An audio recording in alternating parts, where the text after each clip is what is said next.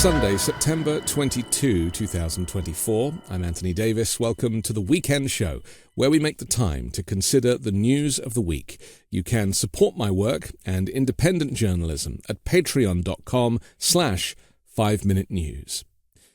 Our guest today is returning, as she has every week for the last few weeks, as we focus our attention on the mind of the disgraced former president, Donald Trump. In this series, in conversation with forensic and social psychiatrist and world expert on violence, Dr. Bandy Lee. Welcome back to the Weekend Show. Thank you for having me back. And maybe we should start by announcing some really important news that you have for us about the conference that you have been organizing that will take place at the Press Club in DC. Do you want to just tell people about the plan for that? Yes. This coming Friday, September 27th, 2024, starting at 1 p.m. and going on till 5 p.m. at the National Press Club Grand Ballroom in Washington, D.C. There will be a conference happening that is of a critical topic of our time called The More Dangerous State of the World and the Need for Fit Leadership. So we will be joined by a dozen foremost experts on the government and U.S. presidency, as well as a dozen most renowned living psychiatrists and other mental health experts come together. So it will be a coming together of great minds to discuss this problem of existential degree. Of course, central in our discussion will be the dangerous candidacy of Donald Trump. So, in fact, the website devoted to this event is dangerouscase.org, taking after the dangerous case of Donald Trump. And we will be releasing a new book, The More Dangerous Case of Donald Trump. 40 psychiatrists and mental health experts assess the warn anew. So it's an update of the previous updates, and now we are at a critical time where this candidacy is not just a political issue, but truly one of a mental health crisis, as well as a threat to public health and survival. So that's the issue we will be discussing. We're still raising funds as well. So there's a GoFundMe fundraising campaign to try to publicize this, educate the public in the absence of widespread media discussions, which we feel should be happening at all levels, but it's extremely disturbing how little of it is happening. So in order to distribute this information, there will be highlights of the conference, a recording of the conference itself right afterward, and people can register for the event at Eventbrite, all on the website dangerouscase.org, or my own website, bandylee.com. Okay, well, also, I should say that we plan in a future episode of the Weekend Show to show clips and highlights of the conference here, so that people who have contributed, because of course there's been a huge amount of support for you, courtesy of your appearances here, and so I'm sure those people who are not able to get to DC would absolutely love to see the some moments from that. So we'll do our best to bring that to people here too.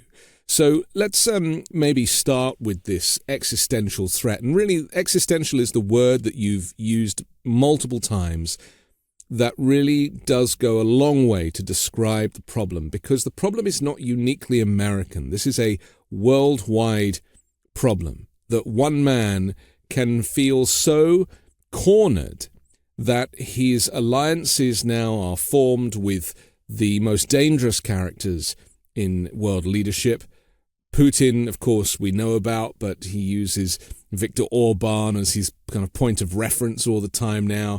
We know about Kim Jong. We know about Xi Jinping. We know about Erdogan in Turkey. We know about, Venezuela, various countries that he often, it's interesting, isn't it? He often references them as being bad, and then he kind of celebrates his relationship. He's done that with Venezuela recently, celebrates his relationship with despots. How is it the case that despite all of the coverage and people really understanding quite how dangerous Donald Trump is, that he is still polling practically neck and neck with Kamala Harris for an election in 60-odd days' time? I mean, how is that possible? Let's just address that first, shall we?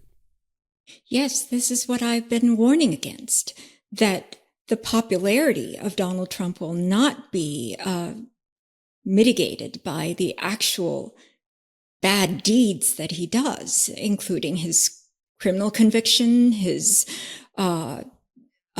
acts of insurrection, violently inciting the public, his mass deaths that he caused through his COVID-19 mismanagement, and the constant pathological lying, not to mention inciting violence through his dehumanization, racism, violent rhetoric.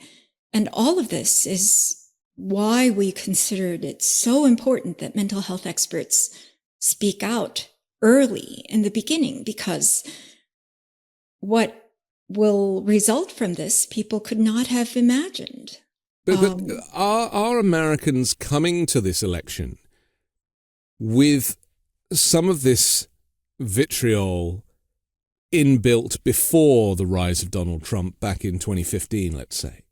I mean, is this a uniquely American problem? That it's naturally occurring, and that it's, especially since it's so widespread. But perhaps what we could add to the discussion, based on decades of clinical experience and knowledge of mental health phenomena through 150 years of research, is that this is not naturally endogenous in the population. That's the reason why I wrote my last book, The Psychology of Trump Contagion, to try to explain what Trump contagion is, that it's essentially like a mental health pandemic, in that symptoms within Donald Trump will spread to the population, be adopted by individuals who were previously healthy, previously only predisposed, but not quite at the level of fixed delusions, violence proneness, or paranoid, as Donald Trump is presenting to be, and others are taking on his symptoms.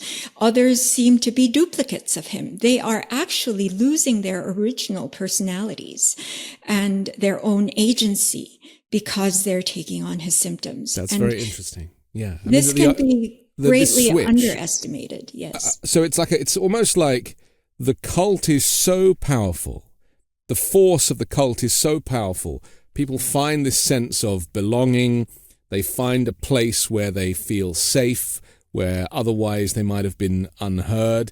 And we often talk about the irony of this, and I refer to it as turkeys voting for Thanksgiving, because Donald Trump, when it comes to it, will not give any of these people what it is that they need.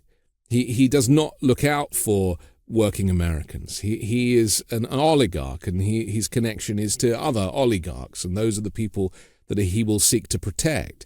So it goes beyond that. Actually, he's not able to see other people as human beings.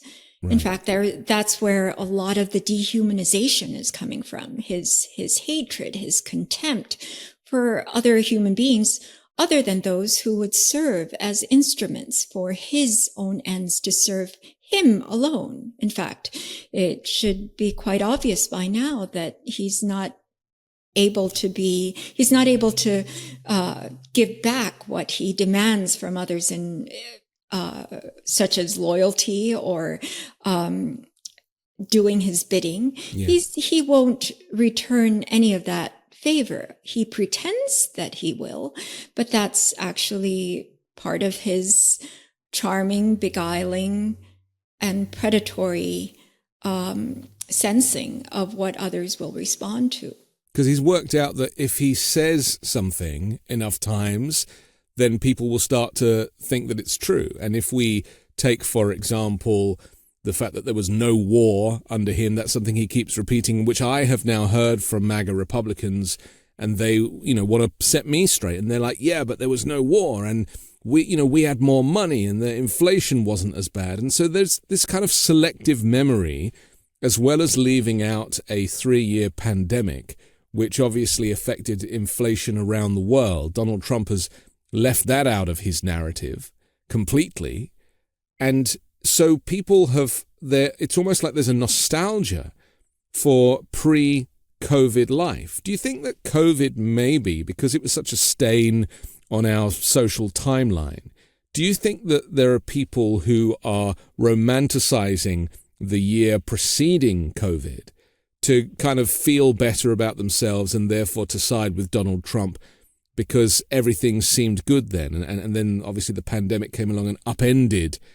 They may have lost their jobs. Their rent might have gone up. Various things that they were out of their control means that they think back to pre-COVID as being a better period for them personally, financially.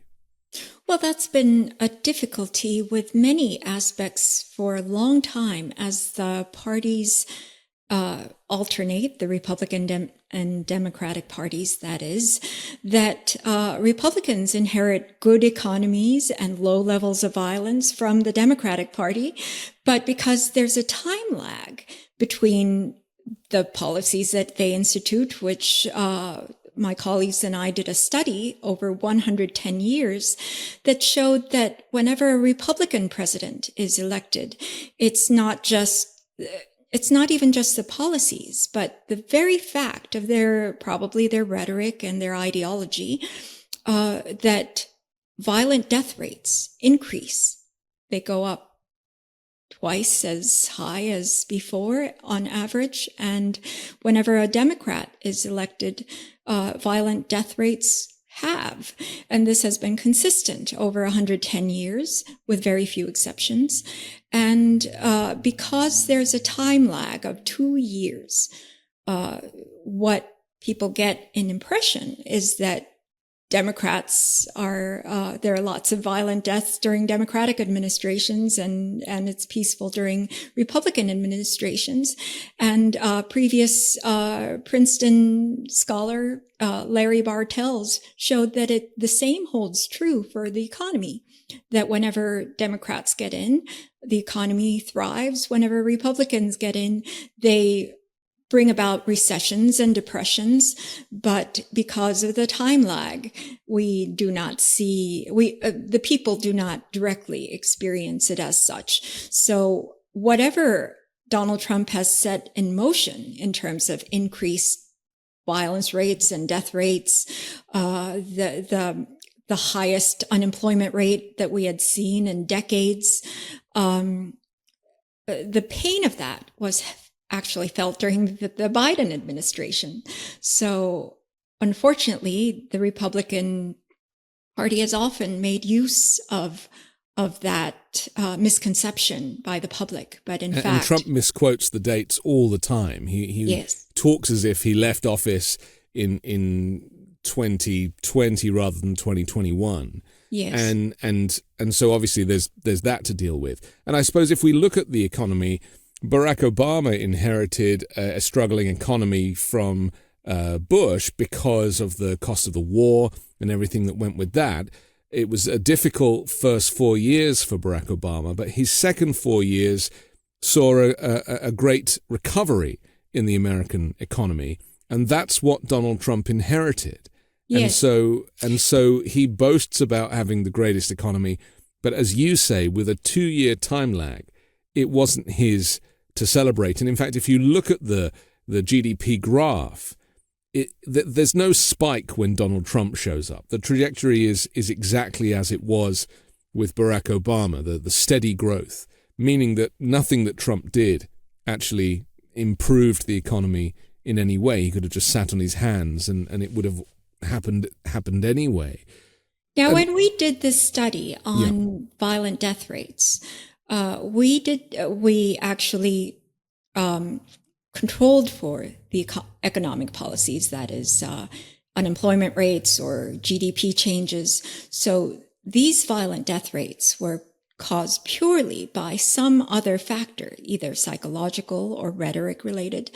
This factor has somehow escalated during the period of Donald Trump, such that there's a total mismatch between the actual economy and what the population feels. The population can only focus on things like inflation. They can't focus on the fact that actually their earning power has increased to a level that had not been seen since the 1960s. And the fact that there's such a huge mismatch between reality and impression is, I think, attributable to that factor. Whatever that factor was, we didn't actually study what it was, but there is the fact that there is a factor apart from simple policy is what we studied over 110 years. And this is obviously very marked in the Trump era. Somebody wrote to me, or they wrote a comment on the video that I made that said, well, yeah, Trump gave us checks. And Biden never did that. And I knew that would come back to haunt us, because I remember when that check went out, it was for $1,000, and it was basically like a 401k rebate at the very beginning of Donald Trump's presidency. And there was that controversy that he wanted his own signature printed on the check to make it look like, I mean, that's marketing genius if you really think about it, isn't it? That people might think that this is Donald Trump's generosity whilst in office. The reality was it was a tax rebate of tax that people had already paid, and it was done like a bait and switch, wasn't it? It's like to keep the people quiet, and it kind of worked, didn't it? That people felt that was Trump being a great economist. Absolutely. He knows exactly what he needs to do to control the crowds. And that's exactly what he was aiming for. It's not just marketing. It is his almost instinctual sense of what will essentially deceive and manipulate the public into believing that he is their savior. And if you think about just how there was a huge controversy and how much he needed to push to have his signature on there, and he would not take no for an answer. And this is what he does consistently. He knows what is needed to essentially engage Blackmail. the public. Engage the public in order to manipulate it and actually aggress against the public, because he's not really interested in their well-being. He is trying to shortchange them, deceive them, and manipulate them. Yeah, he's appeasing people, because the confidence trick is that whilst he gave $1,000 with this hand, he put their taxes up. So they paid for it themselves anyway. And this is what's so frustrating for those of us who actually care for the detail. Exactly. Is that the whole thing is a confidence trick. That's a great example. He's actually, as you spoke about the bait and switch, that's exactly his intent, that he wishes to appear that he's speaking for them in order to essentially pull the rug out from underneath them. It is remarkable, isn't it? Because the world is looking on, and I made a video about a former Australian Prime Minister a few days ago, who is also a kind of far right or very right leaning former Prime Minister of Australia, who was interviewed by Australian television, and he was like, "I would not vote for Donald Trump. The guy is incompatible with democracy." Or not compatible with democracy, to quote him accurately. We're hearing this from not just world leaders, but we're hearing this now. A letter was written the other day, 100 senior people writing to, put their name to the fact that Donald Trump is a threat to democracy. We've also had people from his own administration who have, stepped away. Cassidy Hutchinson, people like this who've taken the stand and said, how dangerous Donald Trump is. And yet still, the polling, if it is accurate, and we often speculate, and I'm not 100% sure that these polls this time around even come close to accuracy, but as a benchmark, he should be polling at 30% to Kamala Harris's 70%. But the fact that we're still looking at approximately 50-50 is proof of your message. It is absolute proof of your message, because it can't make sense that people would want America's democracy to fall into the hands of a dictatorship. That's right. And this is purely the effect of Trump contagion, which is why I tried to warn against it from the very start of Biden's presidency, actually, that I kept stating that Trump's presidency was not over. That was the whole point of my writing Profile of a Nation before the 2020 election, actually, where I predicted a very violent incident. But I also predicted that his presidency will not end because we had not intervened with it. We still have not intervened. Well, it feels like it hasn't ended. I mean, a lot of people say that, right? It's as if the way he is putting pressure on certain organizations, it's as if he is still running a shadow government. That's right. And in the minds of his followers, it definitely has not ended. He is the rightful president, and therefore they cannot imagine anyone other than he as being candidate, no matter what he does, no matter what crimes he has committed, no matter how much damage he has caused this country. And that is what is predictable from a mental health perspective. Now, we see a lot happening at the level of politics, and people talk about authoritarianism and fascism, but that's really nothing more than the mental pathology playing out at larger scale, the pathology that we see on an everyday basis. That's why I feel that mental health input is extremely critical, because we deal with this phenomenon. The phenomenon stays the same. We can measure its effects out in society. Just because the circumstances are different does not make the dynamics and the underlying principles of these phenomena any different. And we also have the tools for intervention. We would be able to state which political actions, which criminal justice actions would be effective in containing this mental health pandemic. And yet, mental health experts are the only ones who are not heard from in the public sphere. And that's really what has concerned me all along. And we are right where I was worried we would be 3 years ago, when I started to say constantly that he needed to be contained one way or another, through blocking his exposure to the public, through rapid prosecution of his criminal charges, through whatever means. It's not really the means themselves that are important. I mean, legal experts and criminal justice experts could figure out the exact mechanisms, but from our perspective, from my perspective as a psychiatrist, it was a danger that was important to contain, the danger to the public and the danger to public health.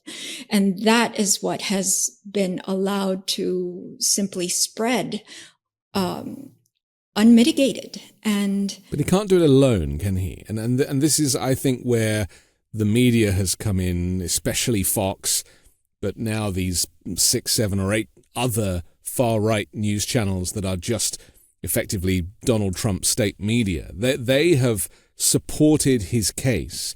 And there are some simple things. We were talking a moment ago about influence, his influence, despite the fact that he's not the president.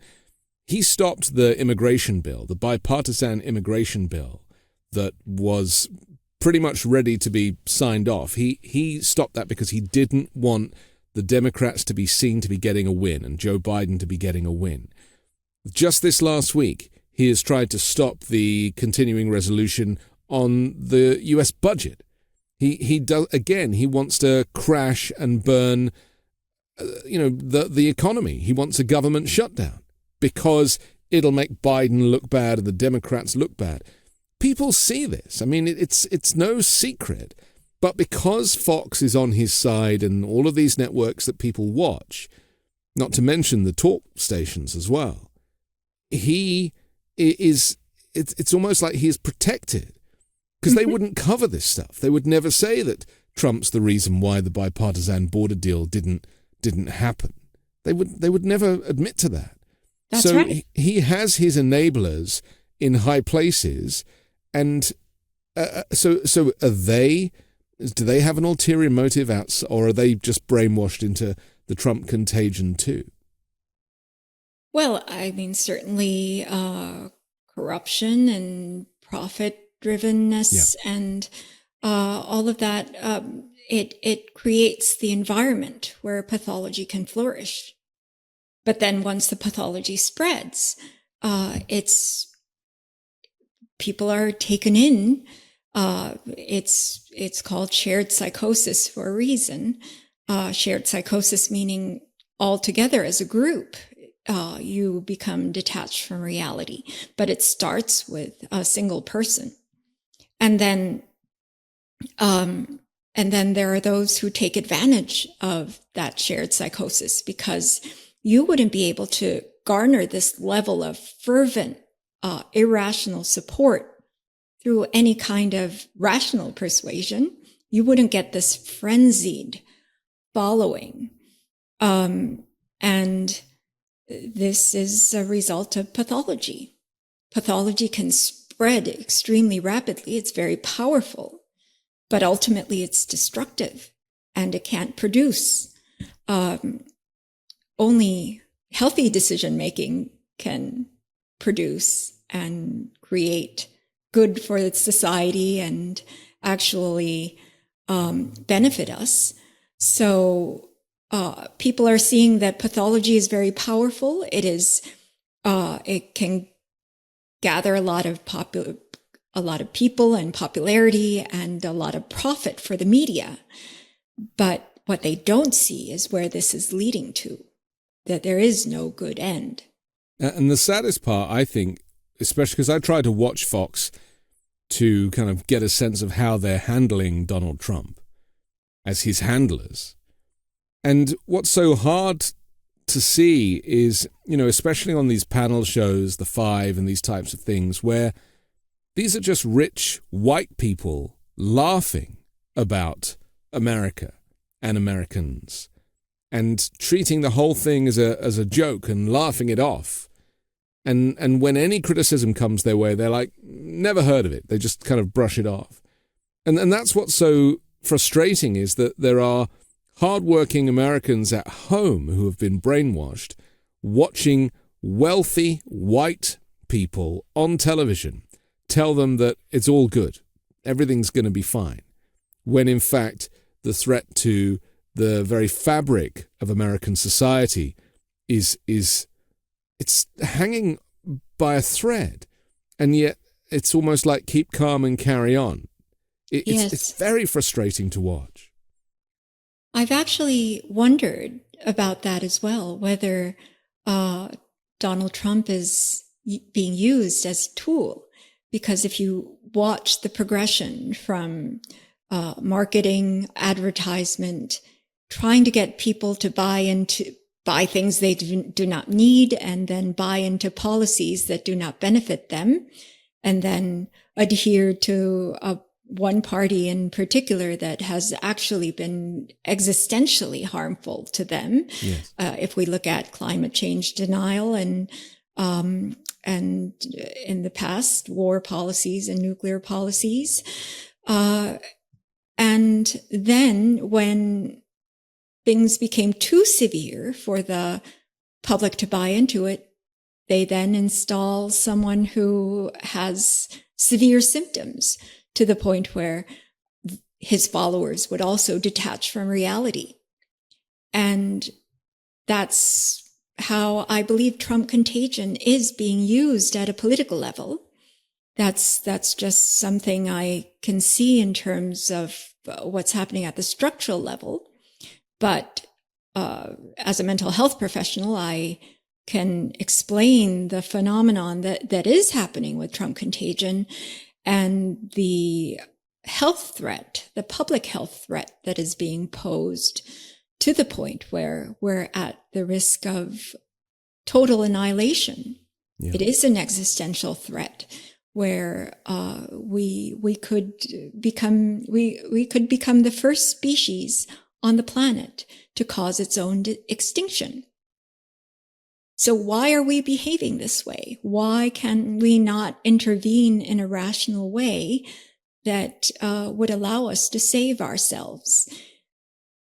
That's the question. Well, because nobody wants to hurt Donald Trump's feelings. I mean, that's the saddest part of this, isn't it? That it really does come down to one man.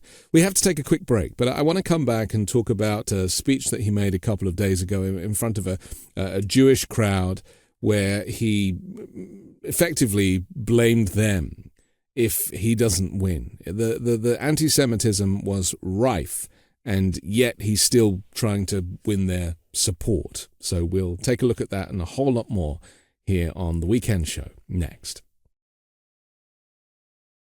I'm excited to tell you about Moink. That's Moo plus Oink. Moink is a meat subscription box company on a mission to fight for the family farm. They're located in rural America, run by an 8th-generation female farmer. Their animals are raised humanely, their employees are paid a living wage, and the quality of their product is better than anything you'll find in a store. Moink delivers grass-fed and grass-finished beef and lamb, pastured pork and chicken, and sustainable wild-caught Alaskan salmon straight to your door. Moink farmers farm like our grandparents did, and as a result, Moink meat tastes like it should, because the family farm does it better, and the Moink difference is a difference you can taste. Unlike the supermarket, Moink gives you total control over the quality and source of your food. You can choose the meat delivered in every box, like ribeyes to chicken breasts, pork chops to salmon fillets, and much more. Plus, you can cancel any time. Moink is helping to save rural America. Join the Moink movement today. Keep American farming going by signing up at moinkbox.com/weekend right now. And listeners to this show get free hot rolls in your first box.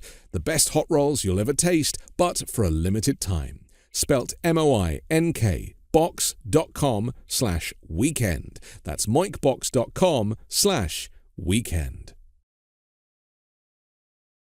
We're back on The Weekend Show with Dr. Bandy Lee. I'm Anthony Davis. So the disgraced former president's latest inflammatory remarks about Jewish voters have Republicans in Congress again trying to perform a careful balancing act. It's a dynamic with which GOP lawmakers will have to familiarize themselves if Donald Trump is elected president in November. He said on Thursday during an Israeli-American Council event on combating anti-Semitism, "If I don't win this election, and Jewish people would have a lot to do with that, 60% are voting for the enemy. Israel will cease to exist in 2 years." And then he also said that any Jewish voter who supports Vice President Harris should have their head examined. Now, this is just the latest, Dr. Lee, in a series of critical remarks that the former president has made towards Jewish voters who support Democrats. The language is offensive, but he doesn't really get it, does he? Because in his mind, because he's a racist, an anti-Semite, and a xenophobe, the way I translate it is that because he thinks that Jewish people have money and care about not paying tax or paying less tax, that they should vote for him, and that's where it ends. That's basically his logic. Do you think that's where we should start with this? Well, regardless of the reasons, he will see people in black and white terms. He's very primitive, which means that he splits, meaning that either people are with him or they're against him.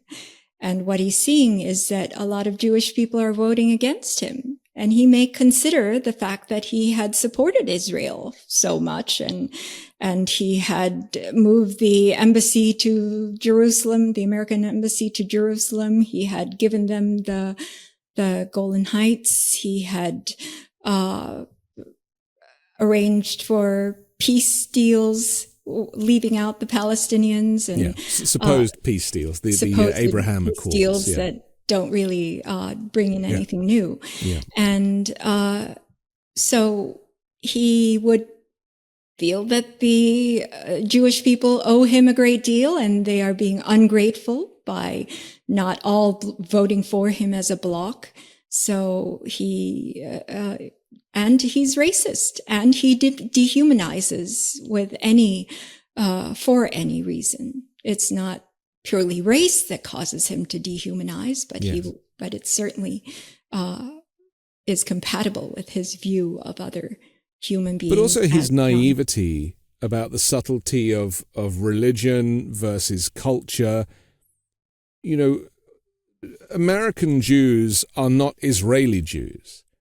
There's not always a connection. Of course, there's crossover, but you know, the moving of the embassy to Jerusalem is not necessarily something that American Jews are going to celebrate and therefore going to vote for him. But he compartmentalizes everybody and assumes that everybody is, you know, you mentioned he's black and white. Well, never was a truer word spoken, because, you know, he is a white supremacist as well. And I think that's why with the Jewish people, it's difficult for him to comprehend, because, you know, Jewish people invariably are white.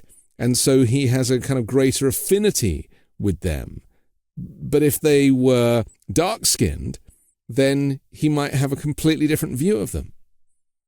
That's right. They would be a whole other category. Yeah. But remember that he has traits in him that make him incapable of seeing other people as human. Yeah. They're tools for him. Either they work for him or they do not. And he needs and requires everyone to not only serve him, but to sacrifice themselves for him. And the thought that any group would not be voting for him is for him an offense.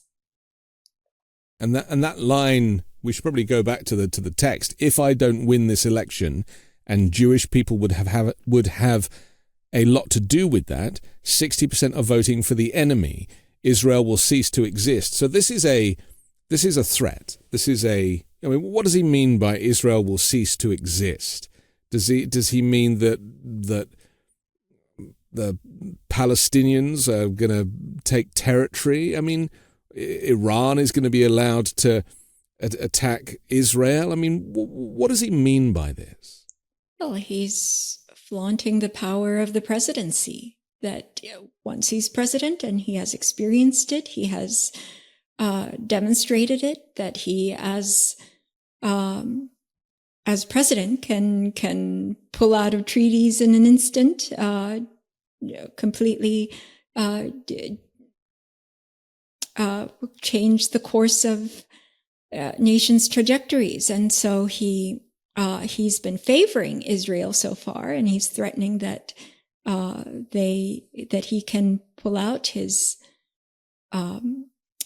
favor of them at any moment. It's so interesting. We should also look at the other word that he used there, which is referring to the enemy.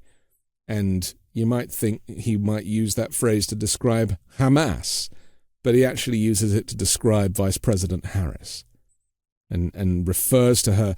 60%, he said, are voting for the enemy, and that any Jewish voter who supports Kamala Harris should have their head examined. I mean, there's a lot of irony there. Why does he consider Russia and Vladimir Putin to be a closer ally than the Democratic Party? And the entire Republican Party followed suit. That should be proof of the power of Trump contagion.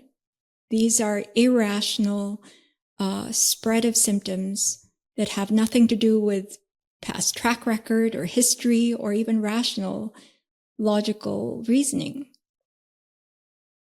He's just saying stuff. I mean, this is the other thing, isn't it? That he, there's normally if you're going to make a speech that has international ramifications, then that speech would have been pre-prepared and vetted, and, the National Security Agency might look at it, and, the various agencies would be involved. But Donald Trump has this scattergun approach to international relations, whereby he'll say anything. And that, quote recently of, if NATO members don't pay up, then I will encourage Russia to do whatever they want to them. I mean, that is who, that was the true Donald Trump speaking. That's right. That's who he really is. A flaunting of power that he's trying to show how powerful he is in order to threatening the existence of other nations. And that comes from his symptoms of wishing to deny his feelings of powerlessness, an overcompensation for his own feelings of worthlessness and lack of true productivity. His constant struggle is trying to fight that feeling, that intolerable feeling that comes probably from early trauma. And because of that, he can't learn, he can't take in advice or even facts. He has to simply act on his emotions, essentially to defend himself. He's in a life or death struggle at every moment. Even if he is not in actuality, he feels that he is psychologically. And that's a kind of dangerous symptoms that you need to contain, and you need to bring them back to reality. But giving them power, giving them what they desire. Not only that, institutions jumping on board to help him, including the U.S. Supreme Court, in giving him impunity. Impunity for someone who's normal, such as Joe Biden, would not cause him to do unbelievable acts of aggression or abuse. But for Donald Trump, it's a license to go much farther than he ever has. Right, because there's no moral compass. There's no sense of self-regulation. And so we know that the Supreme Court is in the tank for Donald Trump. We also know that the Electoral College, as a system of voting, is in the tank for the Republican Party. And we're already starting to hear out of Georgia this week news that the Republican legislature there is trying to change the way that the vote is counted, so that it's a hand count, so they're not relying on machines. Again, trying to, I mean, this is election interference in its own way, and yet the likelihood is that will be allowed to happen, which will slow down the vote count, which means that Donald Trump will do what he did last time, which is claim victory at like 8:00 at night. And that's why this has to be dealt with at a psychological level. Right. It's not something we can deal with the law alone or with criminal justice. In fact, criminal justice often consults with mental health experts, and so do criminal courts. Yes. Simply because these dangerous personalities will find ways out of the system. They will manipulate, they will use systems that are in place for their nefarious ends. And these are the kinds of things that need proper management. Not just following protocol or technicality. That's somewhat like a death sentence, because they will figure out whatever loophole or whatever method to subvert the system and to render institutions incapable of doing their function. I personally believe that we are not going to see the traditional timeline of the vote on November 5, the count, the announcement of the winner, a concession speech, and then a couple of months later an inauguration. I personally don't think we're going to get that. I think that this is going to be far more chaotic than January 6th. And I think that this is going to be all of the warnings that you and others have presented that were not heeded and still have not been heeded. Right. Will come to pass. There will be effectively a constitutional crisis by nature of the fact that Donald Trump will not accept his loss. And if he were to win, then that would be even more dangerous for the world. That's why we plan this exceptional conference. Yes. Because the entire dearth of mental health education, expertise, input in the public arena, in the midst of what is nothing more than a mental health crisis, a widespread mental health crisis, is simply a death wish. We will continue in a death spiral unless we take in proper information and take the proper measures to protect ourselves.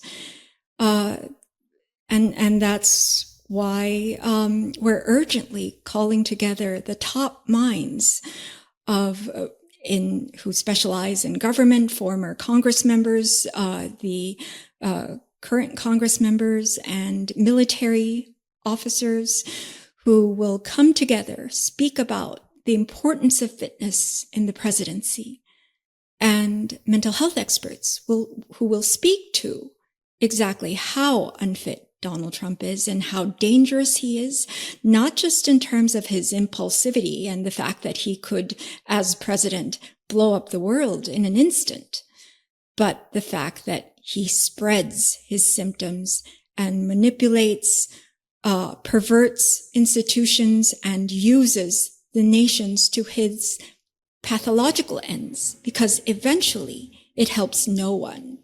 He may destroy the world before he destroys himself, but eventually he will destroy himself. Can we talk to this notion of destroying the world? Now, if you're a comic book fan, this is always like the crescendo moment, right? The baddie in the story wants to destroy the world, and the goodie, be it Superman or whoever, comes and saves the world. I'm not sure who Superman is in this storyline. I know who the baddie is, and I don't trust that Donald Trump wouldn't, because he wanted to nuke a hurricane, remember, that he wouldn't want to flex his nuclear muscles just to prove to everybody that he is a superpower. Absolutely. And that is my concern, is that the detail, because he lacks diplomacy and he lacks the skills to communicate with our allies, let alone our foes, he might just do something just because. And as we know, there isn't a Mark Milley in the administration to stop him this time. There isn't a John Kelly, and apparently John Kelly, former White House chief of staff, stopped him from waging a nuclear war with North Korea, apparently based on reading our book and learning about the principles from the dangerous case of Donald Trump, which he was reported to have used as an owner's manual for dealing with this dangerous man. He recognized that this was no ordinary dangerous man, that he needed to educate himself about psychological matters in order to gain some control. Because even Putin exercises constraint. Putin has a nuclear arsenal and yet is a highly educated, he has great self-control, aside from his experience in the KGB and as a trained killer. Even he has never threatened the use of nuclear weapons in the same language that Donald Trump is already doing, with him referencing World War III, and he says nuclear, there's the nuclear word.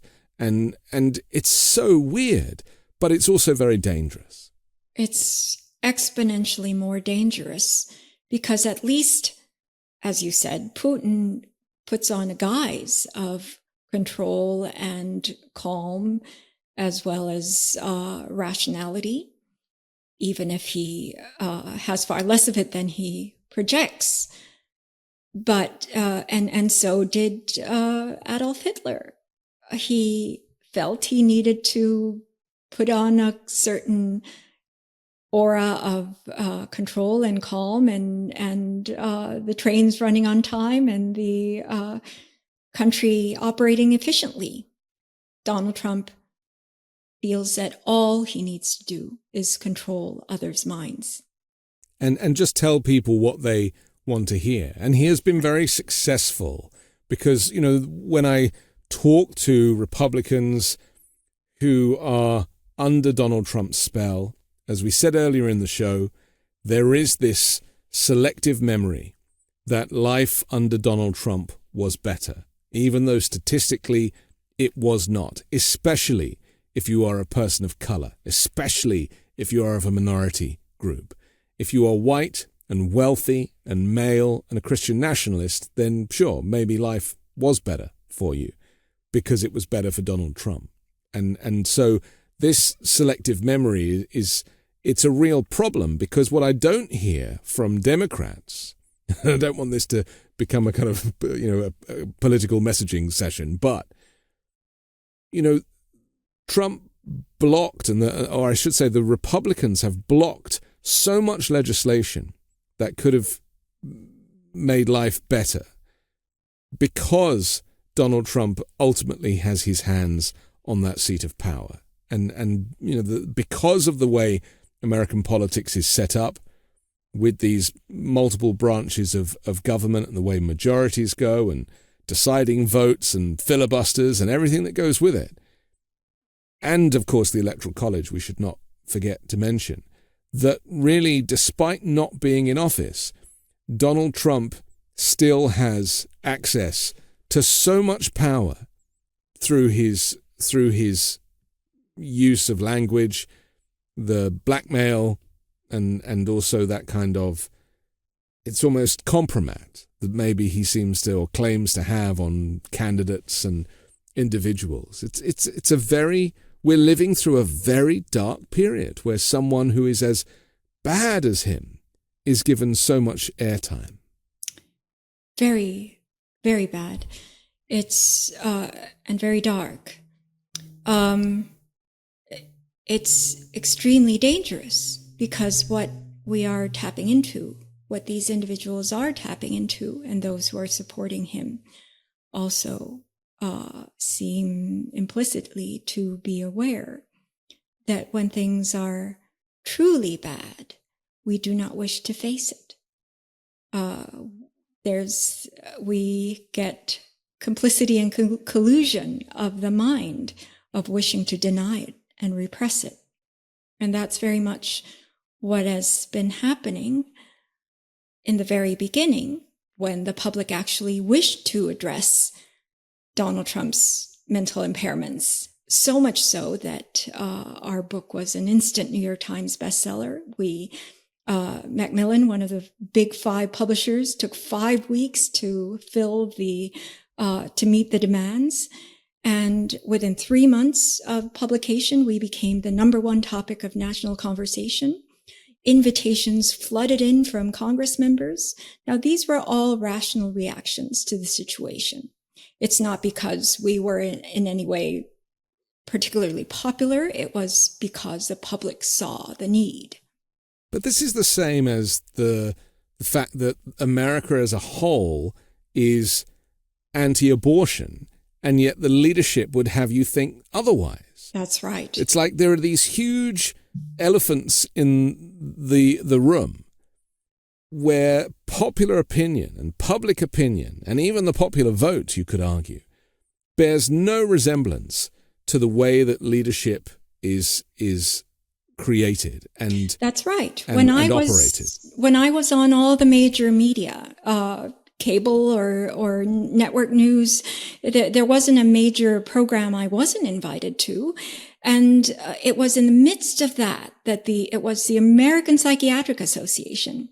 And then they recruited the New York Times to simply clamp down clamp down on mental health discourse. Yeah. Well, they knew where their funding came from, and there was, this is ultimately what so much of this is about, is that Right. follow the money. And I recognize that for so many wealthy Americans, the oligarchs of America, of which Donald Trump considers himself to be one, that money is more important than safety. Yes. I mean, that's why it is shocking to me that America, as a journalistically and socially, no one is talking about climate change in the same way that Europe is talking about climate change. Like it is not mentioned. So even on a weather report, they might be talking about this freak weather, and they don't mention climate change. And you have to ask the question, well, why? Well, who owns that channel? And then you work backwards and you discover that, yeah, of course, most media is Republican owned, despite the fact that Trump would have you believe that the media is liberal. So there's always a backstory to so many of these decisions, and invariably there is a financial incentive. Why do you think Americans, both from a media perspective, a leadership perspective, but also just in social conversation, why do Americans not want to broach the cataclysmic conversation of climate change? Well, just as you were mentioning, that the profit motive somehow seems to even surpass the level of desire for security, they can place the entire population at risk, but they themselves can transport to another planet and survive. And that's the kind of thinking that is arising. Well, the United States since the 1970s has experienced greater divergence of the gap between the rich and the poor. Many attribute that to racism because they could place blacks in a very poor position. And so until that time, Europe and the US were very similar. But since the mid to late 1970s, there's been a vast divergence in that the inequality just skyrocketed in the United States.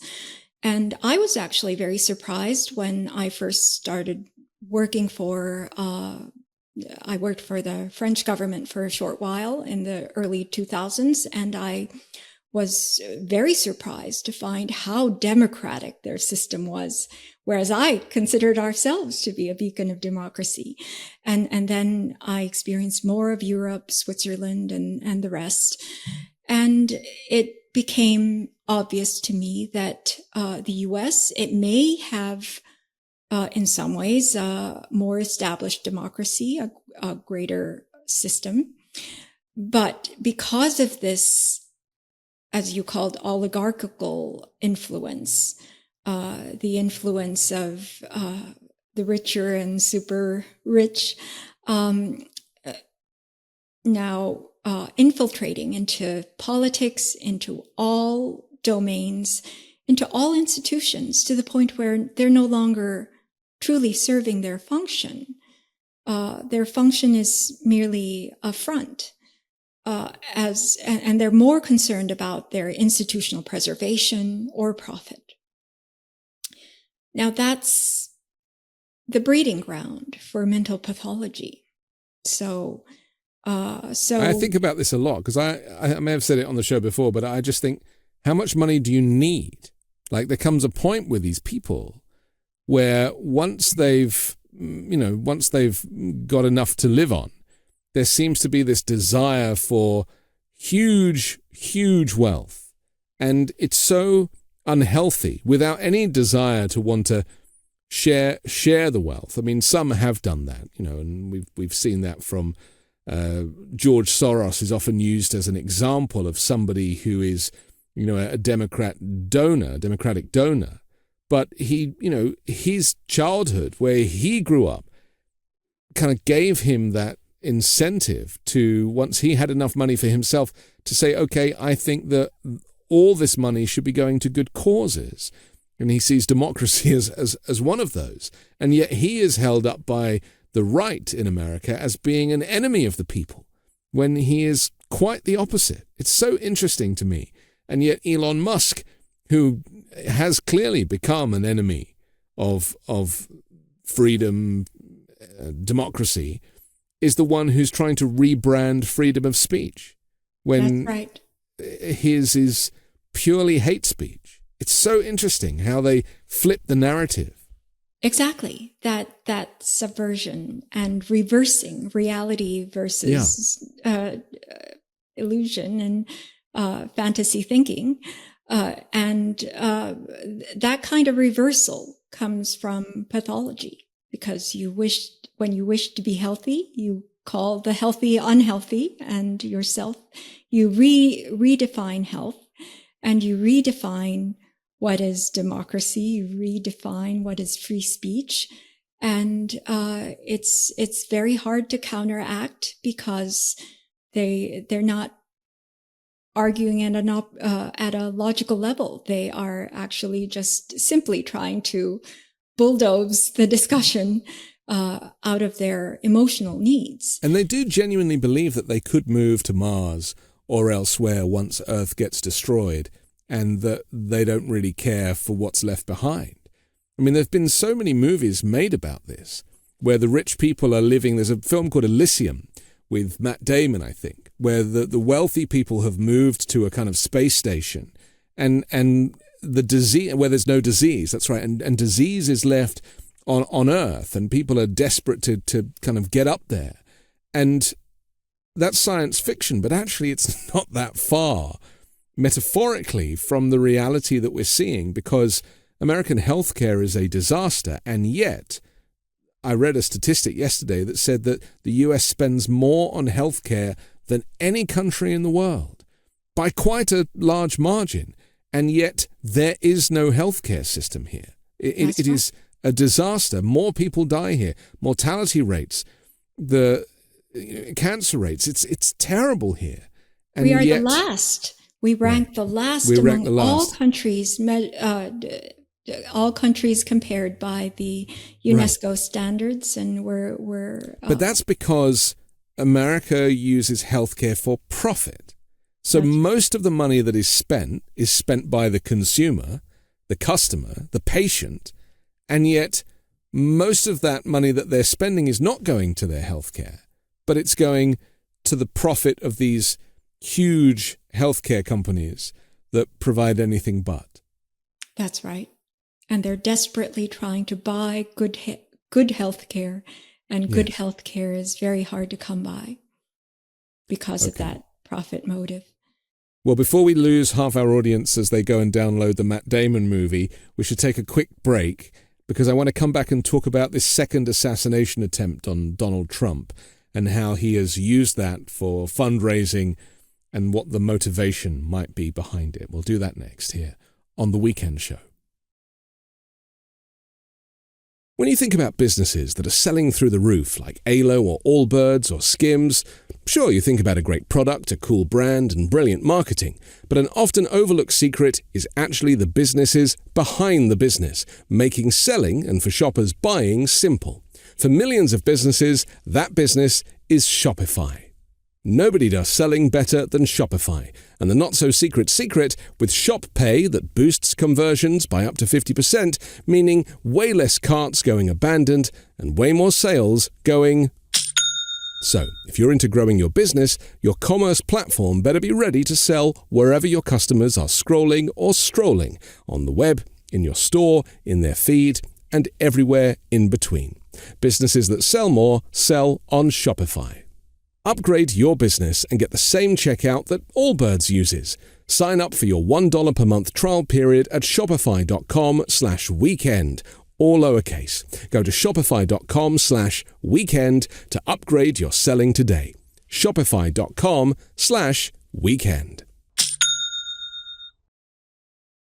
Welcome back to The Weekend Show. I'm Anthony Davis. We're with Dr. Bandy Lee, trying to get inside the mind of Donald Trump and the millions of people who continue to support him despite his dangerous threat to democracy. He was shot at again, it seems, and after law enforcement said it was investigating this apparent attempted assassination of Donald Trump, social media users quickly declared that they knew the suspect's registered voter party affiliation. The man's name has been identified as Ryan Wesley Routh, the second Trump shooter, he's now known as. Some are saying he looks like a MAGA Republican, but is a registered Democrat, stated one Facebook post. This is what's so interesting about political ideology in America, isn't it? Especially when it comes to Donald Trump, that, to be somebody who is, and let's remind people that the first shooter at the rally was a Trump supporter and had voted Republican previously, that it is not as simple, trying to identify the mental health of individuals who will go as far as to want to shoot at a presidential candidate. It is not as simple as political affiliation. The mental health of individuals, especially at such an insane period in American political history, there's always more to it than, you're either a Democrat or you're a Republican. Is that fair to say? Well, we're far beyond the normal range at this point because one candidate is so pathologically afflicted, and he has been allowed to have such influence and exposure with the public for so long. And so his extremism will influence those who are exposed to him. He will bring out extremism in others, and he will also cause people to be just 100% devoted, even sacrificing themselves to be devoted to him. And then, and his encouraging that level of devotion. In fact, he will take nothing less. And then the trauma and disillusionment that can come from that level of devotion, and then learning of the reality that he would not meet their expectations. We see that with his relationships as well.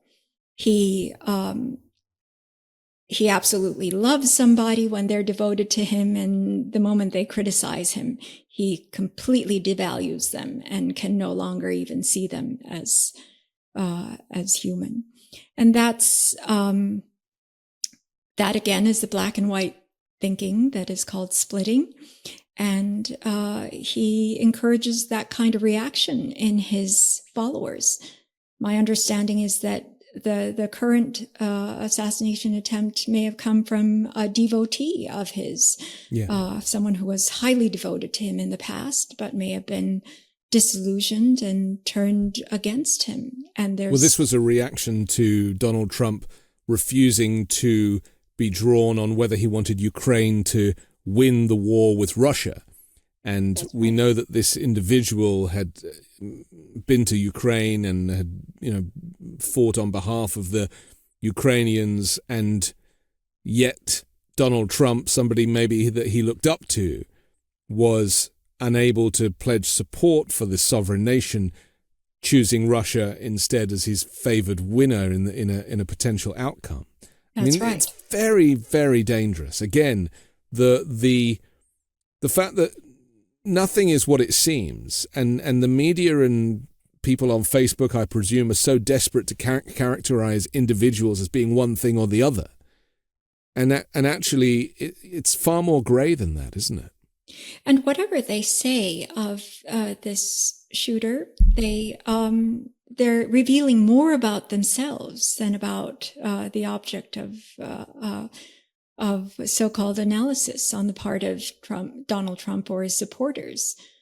Donald Trump is absolutely playing up his victimhood and how he is being attacked by Democrats and their rhetoric, which is the cause of all this, when in fact his rhetoric is what has turned much of politics into turning violent.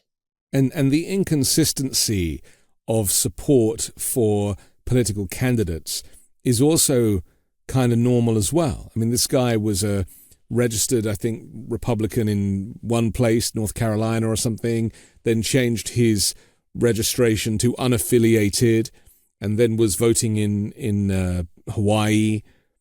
But none of that really matters. And unfortunately, the Republican media or the far-right media analysis of this is that it's like they're just so desperate to own the libs that there's no attention to this kind of detail about how people behave in the face of a political system whereby you have a character like Donald Trump who is so divisive, but who also is changing his position on things all the time. I mean, Trump was a Democrat years ago and advocated for a woman's right to choose, and then shows up as a far-right extremist Republican president who bans abortion.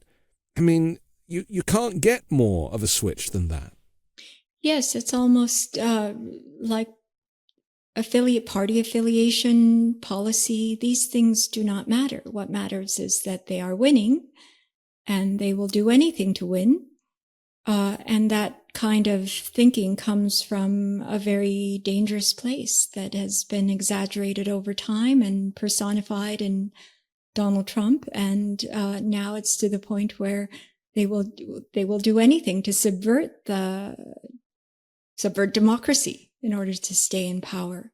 Can we talk about this mindset? We touched on it earlier with the oligarchs, but this mindset that America will always be safe from tyranny, and that, it survived things before and civil war, and yet we're actually at a precipice now, and yet so many people are not activated because either they're too busy working and trying to make a living, and I'm very much of the opinion that the cost of living is the reason why we have so many people dispossessed who really struggle to engage with politics, because the system doesn't really allow them or afford them the time to do so because they're having to run multiple jobs.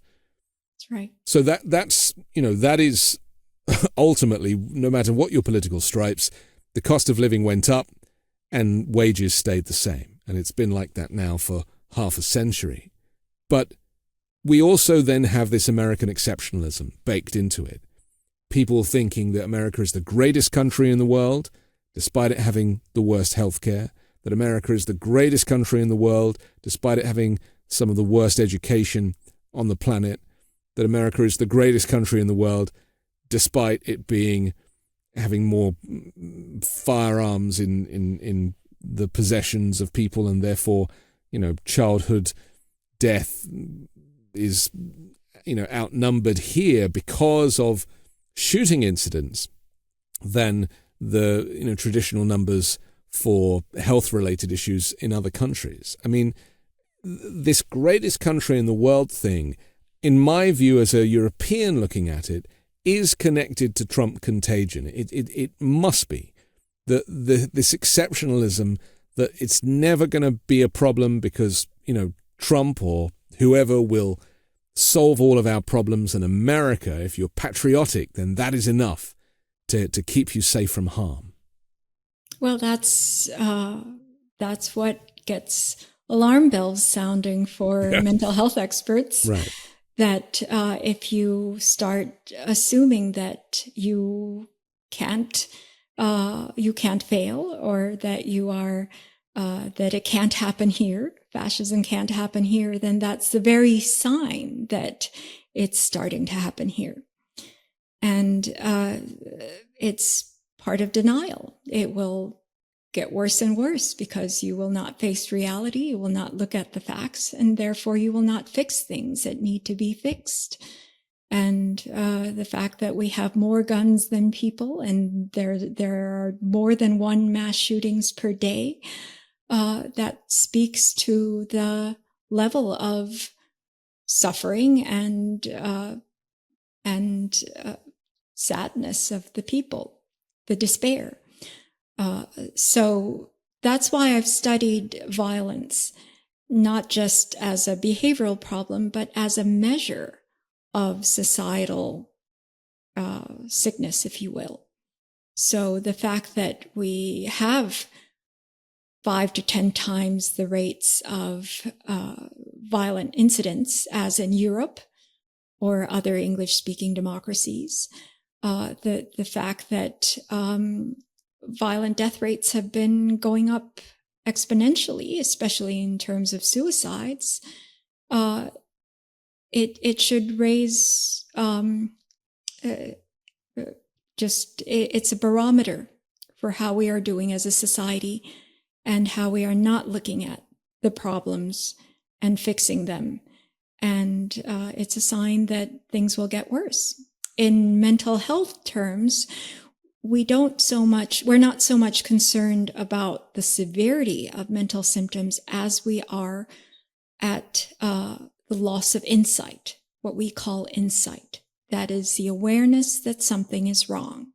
Because even if someone were really psychotic or extremely depressed or whatever is happening, if they can be aware that something is wrong and that they need to seek help, then the problem will fix itself.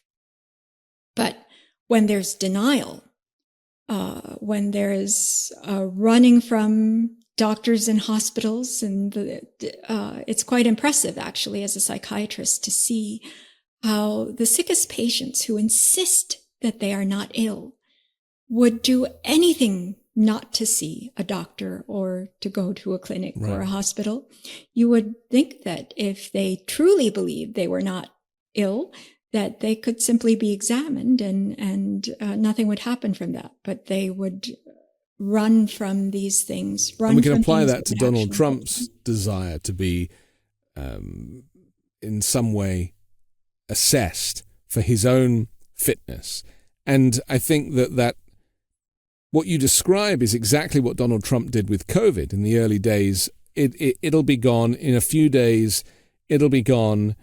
He was wishing it, and his ego or his narcissistic personality disorder or whatever else is going on in there, he genuinely believed that if he said out loud that the coronavirus, I'm trying to match his pentameter, the coronavirus will be gone in just a few days, he genuinely thought that by saying it out loud, it would come true.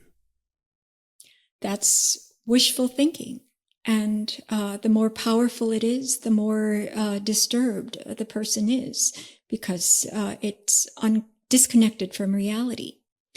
And under these circumstances, mental health experts were the insight for our society, because we would be able to tell what is wrong, what is not normal, what goes beyond the general boundaries in which we define health and life-affirming actions, that it goes into destructiveness and self-annihilation. And when mental health experts were silenced, that's when I realized that this was only going to grow worse and that we were not going to be able to intervene in a proper way.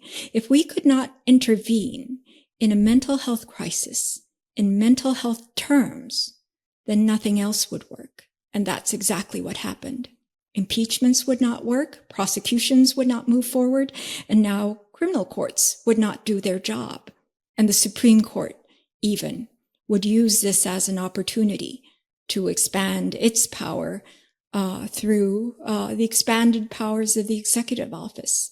And all the institutions would no longer work. This is because mental capacity is basic for all human affairs to work. It's not always the thing that stops everything, but it is a basic requirement. And currently, it's the greatest crisis we are facing. It's the defining feature of this presidential campaign.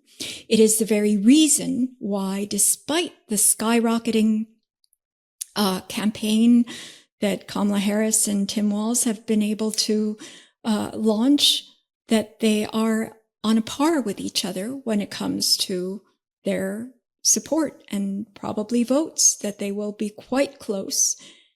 And that is why we planned this conference, even in the midst of everyone believing that the election would be saved now. We knew that we urgently had to inform the public about what was happening with Donald Trump, or it will become, there's a chance that this election will be decisive in the loss of our democracy. The phrase that you've used in a few episodes now, which I have started to use in real life, is mentally healthy. And just by sticking a Y on the end of that phrase, it suddenly takes on a very different meaning. And I want to use that to describe Kamala Harris and Tim Walz. They are so mentally healthy. The way they are able to speak on multiple levels. They're able to, I watched a campaign short video of Tim Walz fixing his Ford Bronco and saying, there's a manual that teaches me how to do this. And then he made the connection to Project 2025 has basically been written as a manual for authoritarianism. But just the humor and the good nature, but also recognizing the threat to democracy and trying to communicate that in a connective way was fascinating. But you can only do those things if you are mentally healthy. And the converse of that is Donald Trump going on stage to an assembled group of Jewish people and saying that if you're Jewish and you vote for Kamala Harris, you need your head examined. The use of language with him, it is so threatening, it's so explicit, it's so extreme. There is no room for kindness or good humor or respect for other people's intelligence. And I really hope that people recognize the stark contrast between these two communication styles. Well, the problem is that the more severe the symptoms and the more and the greater the spread of Trump contagion, the less people will be able to recognize it. So people keep asking, why don't some people see what I see, which is so obvious, that this man is impaired, this man is bad, this man is dangerous for our country. And why don't others see that? Well, the more impaired he is and the more severely he is pathological, the less people will see it. That's a loss of insight. And that is why it was so critical that we come in early and alert the public. That's why we mobilized as mental health professionals. In 2017, soon after inauguration, we got together as a group to do the conference at Yale School of Medicine that I organized, that we pulled together to publish The Dangerous Case of Donald Trump within that year. And after that, hundreds of, and later thousands of psychiatrists and other mental health experts joined us. That's how we formed the World Mental Health Coalition. And it's now global in membership. That's the organization that's supporting this conference in Washington, D.C. on September 27th. And the reason for our doing this is because still worse is to come. We urgently need to educate the public. Yes. I'm grateful. This transcends politics. This is the way I see it, is that what you are doing, the public service that you are doing, in the work that you've done, the books that you've published, the conference that you've had and that you're about to have, whilst, right-wing media would say, well, they're all just liberals and they're just trying to win the election. It transcends politics. Even what I do, it transcends politics. It's not about being on one team or the other team. It's about being on the side of the right side of history. And as a health professional, yes, we're required to adhere to medical neutrality, which means that politics has no role in it. It was only when we discovered that there was a difference in violent death rates between the parties that the party even began to matter. Right. That was a study we did in 2014. But now, when we came out none of us were, I myself was never political before.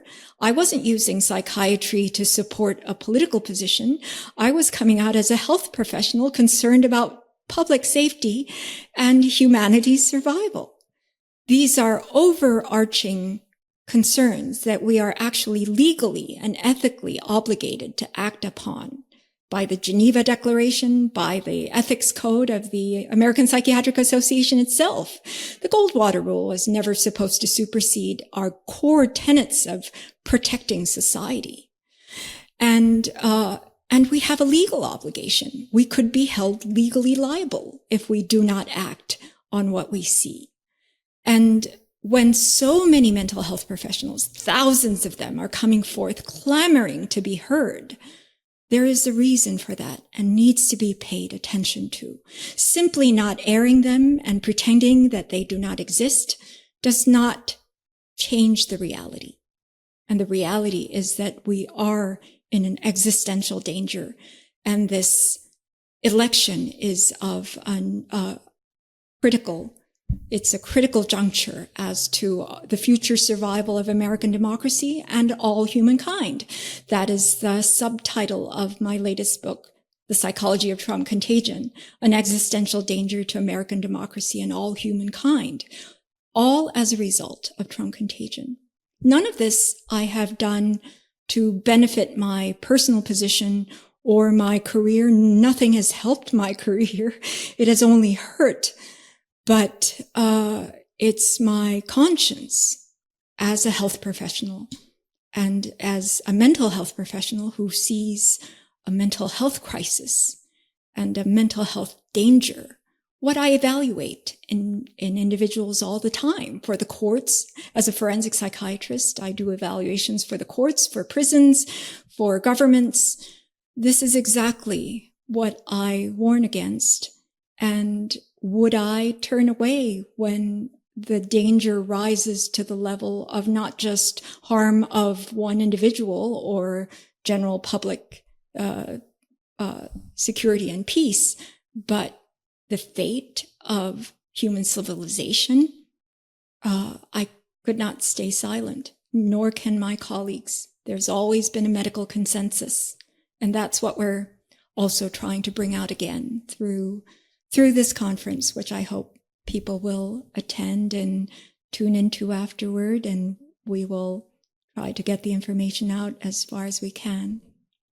Okay, well, we have to finish, but I think I should remind people to not rely on other people to go vote for them. And really the vote in November is really the last opportunity that America has to protect itself from this dangerous threat of Donald Trump and everything that comes with him.